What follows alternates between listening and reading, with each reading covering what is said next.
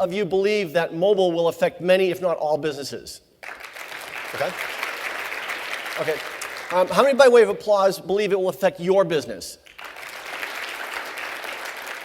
Okay. By way of applause, how many of you have a great mobile strategy? Oh, let me get this straight. You all believe mobile is going to affect your industry, your business, all business, but you don't have a mobile strategy. There's not a disconnect here. Last question. How many wish mobile would just go away? Okay.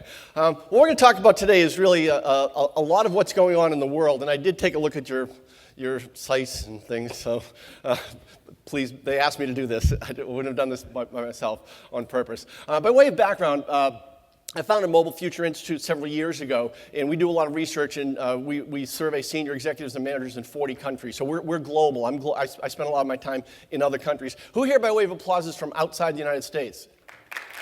Fantastic. Okay.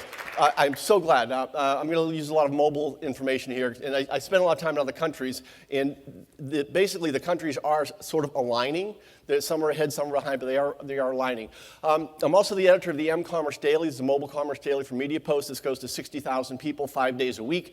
After this session, I'll be doing today's edition, and this goes to a lot of the media planners. This is also a global publication. I write the daily mobile shop talk column, so I'm looking at mobile commerce on a daily basis. I get virtually all the research that there is regarding mobile. So all the stuff that you guys have to pay for, they send to me for free. But I do read it and I use it and track it. So I live in the mobile world.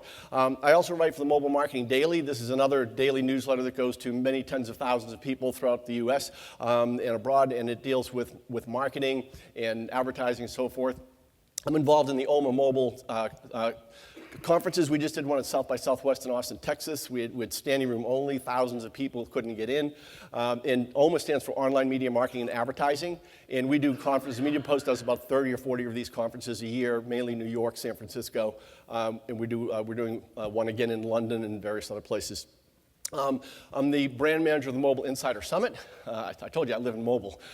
So these are 3-day summits. We do 3 in the winter in Florida at Captiva, and then in the summer we do the 3-day event at Lake Tahoe.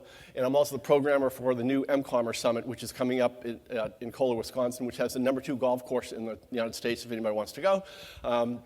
And what these are is we basically aggregate the leaders in the mobile industry and the top brands, the people who control the mobile budgets, and we spend 3 days with them. I've written numerous books about the mobile subject. Obviously, I live in mobile is the point. That's what I do is mobile is every day. And I know you think that's like an insane place to live, and sometimes it really is, but that's what I do.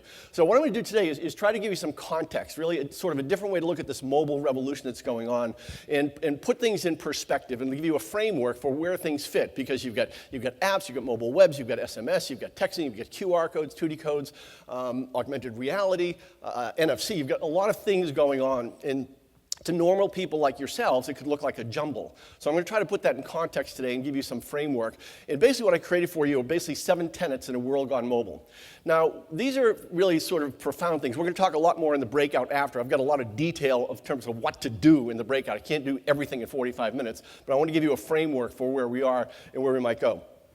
Tenet number 1 is the mobile-powered consumer drives the process.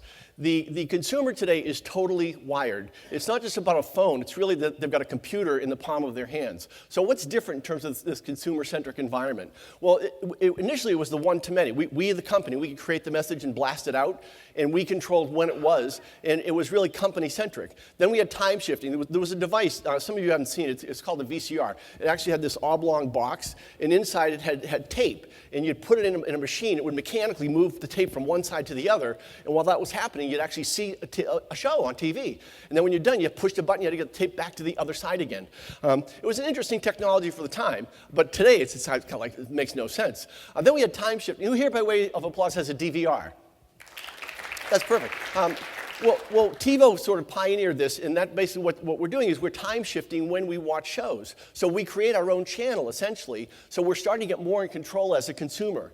Then, of course, came along the web. We had all this information. Remember those days, the early days of the net? I know it's true. I read it on the internet. And that was kind of where that was. Then we couldn't get all this information, so we had Yahoo, Bing, Google, and so forth to basically access all this information and let us sort it. That was the age of the tethered consumer. This is when the consumer was tied to the physical device. They had to be where the device was to do anything. They weren't really mobile. And there were 3 screens in this environment. The first was TV. Right now, there are 2 billion TVs worldwide. Now, billion doesn't sound like a lot because, at least in the US, you hear trillion pretty much every day. Not in a good way, but we hear trillion as a number. So does anybody have a billion of anything? I mean, it's a lot. So there are 2 billion TVs worldwide. When you look at PCs, there are 1 billion PCs worldwide. Now, this is a large number. When you look at mobile phones, there are more than 5 billion mobile phones worldwide. There are more than 6 billion mobile phone subscriptions. So a lot of people have more than one phone. Who here, by way of applause, has more than one phone? All right. And what you typically have is the one the company gave you and the one that you want. You know what I mean. So the third screen is really mobile. 87% of the entire world population is now mobile. This is a huge phenomenon. This year, there are going to be 7.5 billion subs by the end of the year.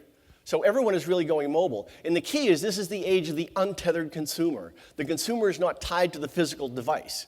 And I know, anybody here from the UK?